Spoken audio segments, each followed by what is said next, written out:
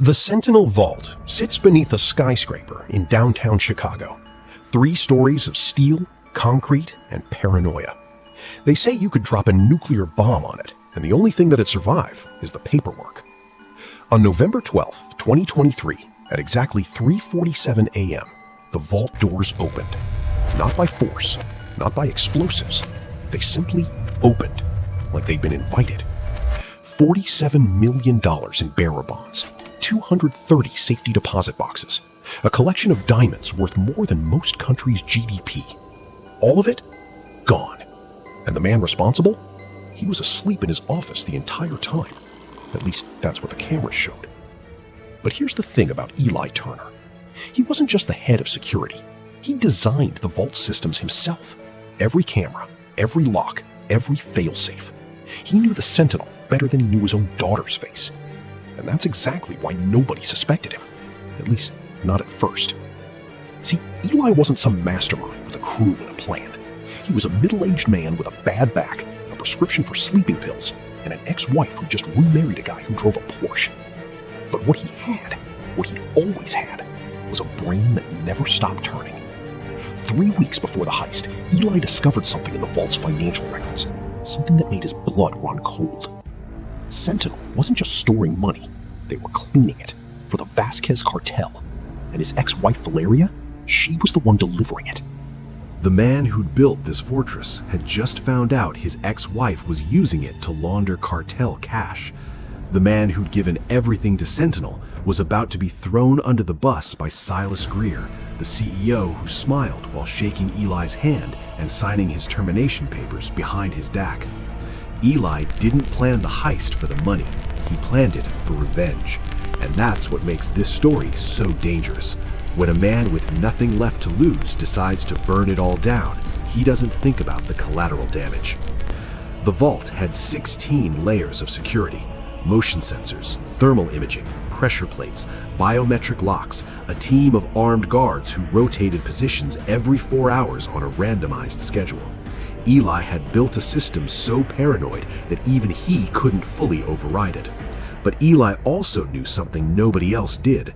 The vault wasn't just secure, it was alive. Every system monitored every other system. If one failed, the others would compensate. But if they all failed at once, in just the right sequence, the entire network would crash into safe mode. And safe mode, Eli's creation, meant the doors opened for exactly 90 seconds. He needed 16 things to go wrong in exactly 33 seconds, and he needed to do it from inside the building while the cameras showed him sound asleep in his office. This is where it gets insane. Eli didn't hack anything. He didn't use some high-tech gizmo from a spy movie. He used a ballpoint pen, a stack of sticky notes, and an email he'd sent himself 3 years ago, a backdoor he'd built into the system on his very first day. That backdoor was never meant to be a weapon. It was a safety net. Eli was the kind of man who planned for every possible disaster, including his own. He'd hidden a single line of code inside the system's root directory, buried under an error log from the first week of operations. A code that, when triggered by a specific sequence of keystrokes on a specific terminal at a specific time, would convince the system that a catastrophic fire was happening on every floor at once. And when the system believed it was on fire, it would open everything. But there was one problem. To trigger that sequence, Eli had to be at the terminal on the 12th floor, the same floor where Silas Greer had his office, the same floor where the security team watched Eli's office footage on a loop, the same floor where Valeria Ruiz was scheduled to make a delivery that very night. Eli didn't know she'd be there, and she didn't know he'd be coming. The night of November 12th, Eli said goodnight to his team at 10 p.m. He walked to his office, closed the door, and took 2 sleeping pills. The cameras recorded him lying down on his couch at 10:12 p.m. They recorded him falling asleep at 10:18 p.m. They recorded him sleeping, uninterrupted, until 5:47 a.m. the next morning. Except that wasn't Eli on the couch.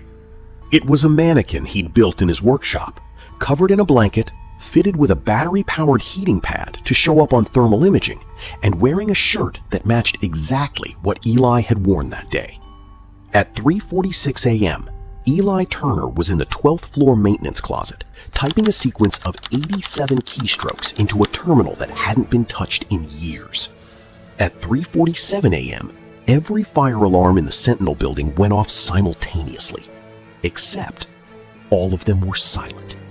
The system had been tricked into a full lockdown. The doors all opened.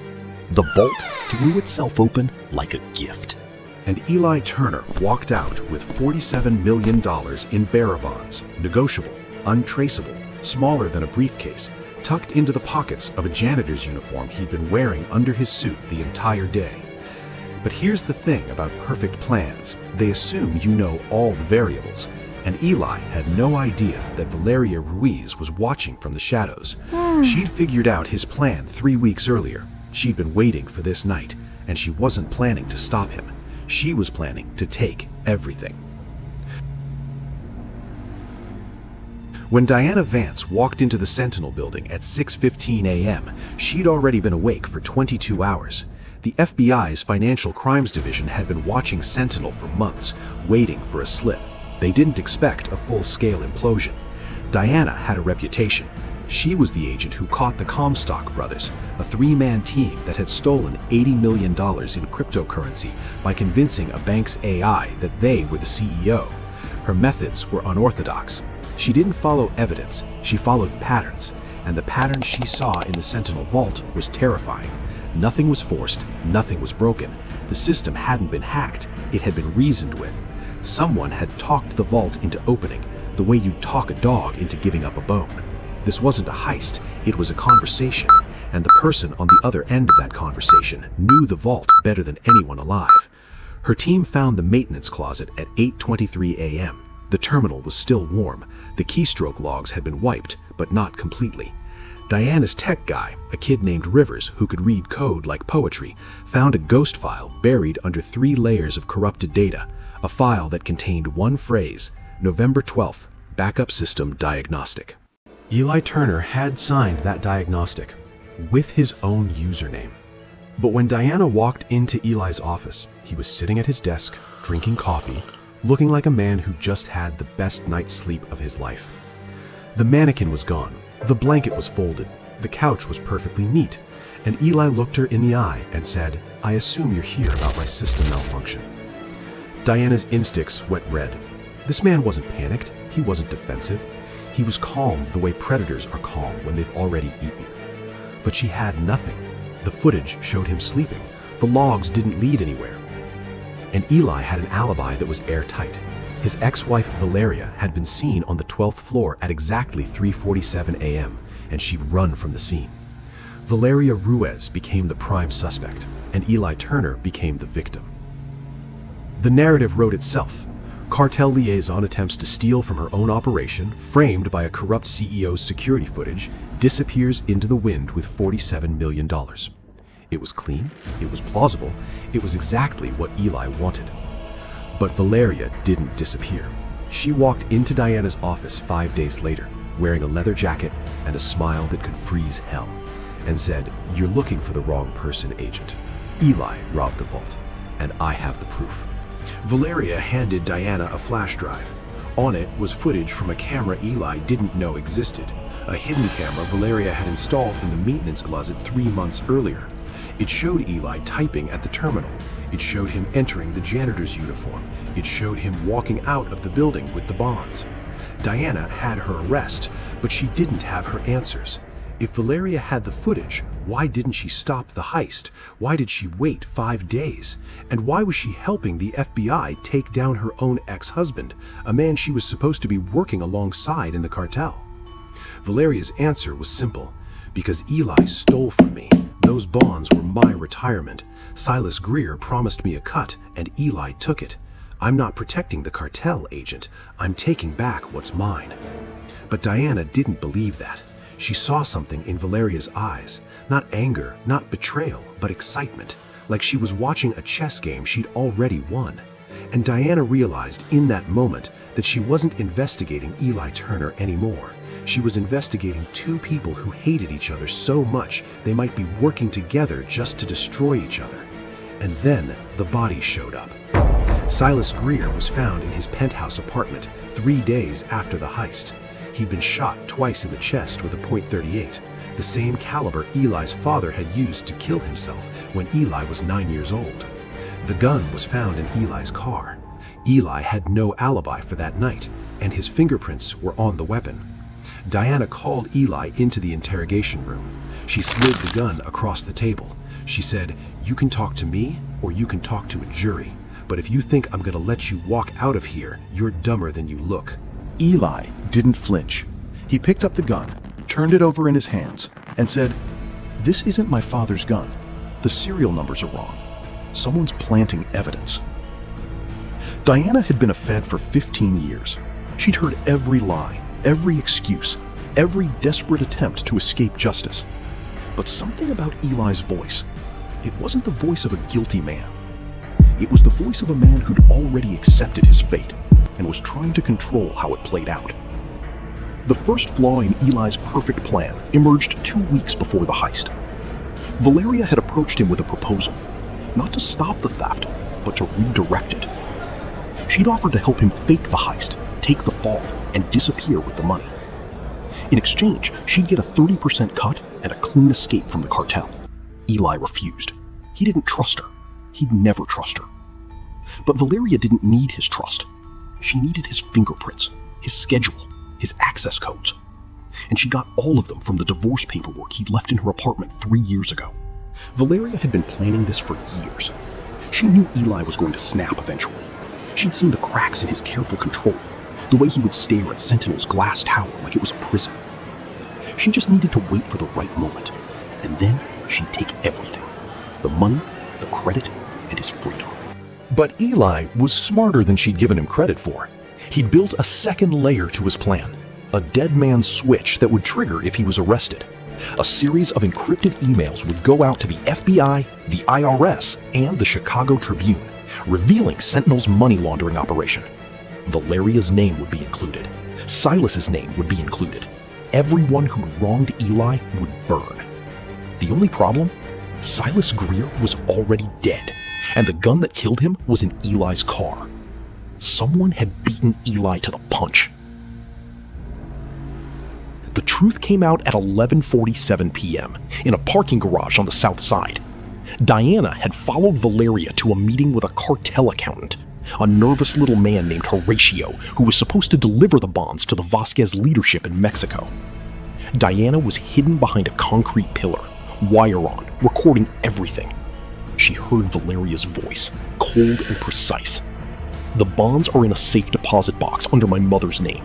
The key is in Eli's workshop. He never found it. He never found anything I hid from him." And then a third voice joined the conversation. A voice that made Diana's blood turn to ice. "You're right, Valeria. I never found anything. But you never found this either." Eli Turner stepped out of the shadows. He wasn't wearing the janitor's uniform. He wasn't wearing his suit. He was wearing a bulletproof vest, a holster, and a smile that looked 15 years younger than Diana had ever seen him. "You think you won?" he said. "You think I didn't know about the camera? You think I didn't notice you tailing me for 3 weeks? I built this city's surveillance system, V. I could see you coming from a mile away." Valeria's face went slack. She'd been outplayed. She'd been outplanned. And in that moment, she realized that Eli hadn't been stealing the money for revenge. He'd been stealing it to draw her out, to force her hand, to prove that she was still the same person who'd left him for a cartel kingpin 12 years ago. Eli pulled a flash drive from his pocket. "Everything's on here. Every transaction, every account, every name Silas Greer gave to the cartel. And I've got copies going out to 10 different people if I don't check in every 72 hours. Then he pressed the button, and the FBI swarmed the garage from every entrance. Diana's team captured Horacio in seconds. Valeria was dragged out of the garage, screaming obscenities, her carefully constructed empire collapsing around her. But Eli walked out with his hands raised, his eyes empty, and his voice completely flat. "I killed Silas Greer," he said. "I killed him because he tried to frame me for Valeria's heist. He was going to pin the theft on me, collect the insurance, and disappear. I couldn't let that happen. I couldn't let him win." Diana watched him being handcuffed. She watched him being read his rights. She watched him staring at Valeria's broken body as she was shoved into another SUV. And she realized, with horrible clarity, that Eli had just confessed to a murder he hadn't committed. The gun in his car, the fingerprints, the lack of an alibi. Eli had engineered all of it. Not to frame himself, but to take the blame for Valeria. Because if he went down for Silas's murder, Valeria would be free. And if Valeria was free, she'd be exposed in the cartel's power structure. She'd be targeted. She'd be killed. It was the most brutal act of love Diana had ever witnessed. Eli Turner loved his ex-wife, hated her, wanted to destroy her, but he couldn't let her die, not after everything they'd been through. So he'd given her the one gift she couldn't accept, his freedom. The final twist came 3 weeks later. Diana was reviewing the evidence when she found the timestamps on Valeria's garage recording. They'd been doctored. Someone had edited the footage to make it look like Eli had confessed, when really, he'd been saying something entirely different. I don't know what he really said that night, but I know this. Valeria Ruiz is still free. The bonds were recovered. Eli is serving 25 years to life for a murder he probably didn't commit. And the Sentinel Vault? It's been condemned. No one will ever build something that arrogant again. But here's the part that keeps me up at night. When they searched Eli's workshop, they found a second safe deposit box key. It wasn't in any official record. It wasn't in any police report. And when Diana went to the bank, she found a single piece of paper inside. But on that paper, in Eli's handwriting, was a message. I knew she'd come. I always knew. Tell her I did it for us. And then, tell her I'm sorry. Deanna never told Valeria about the note because she knew, somehow, impossibly, that Eli wanted it that way. A hidden truth buried for no one to find. His final secret. A gift that was meant to be discovered, but never shared. The impossible question at the start of this story was, how did one man steal $47 million from the most secure vault on Earth while the cameras showed him sleeping peacefully in his office? The answer is simple, really. He built the vault. He built the systems. He built the prison that was his life. And he built the heist that would finally set him free. The only problem? Freedom for Eli Turner was never about the money. It was about proving to himself and to the woman he never stopped loving that he could still do something right. That he could still be the hero in someone else's story, even if it meant being the villain in everyone else's. What would you have done in his shoes? Would you have let her go? Would you have taken the fall? Or would you have walked away, taken the money, and started over somewhere new? Eli Turner made his choice, and he's been paying for it ever since. But here's the last thing I'll tell you. The money was recovered. Valeria is still free. And there's a note in a safety deposit box that no one will ever see. A note that says Eli knew exactly what he was doing from the very first moment he opened that vault door. Sometimes the best heist isn't the one that gets away. Sometimes it's the one that gets you exactly what you wanted. Eli Turner got exactly what he wanted. Revenge, closure, and the knowledge that for one perfect night, he was the smartest man in the room.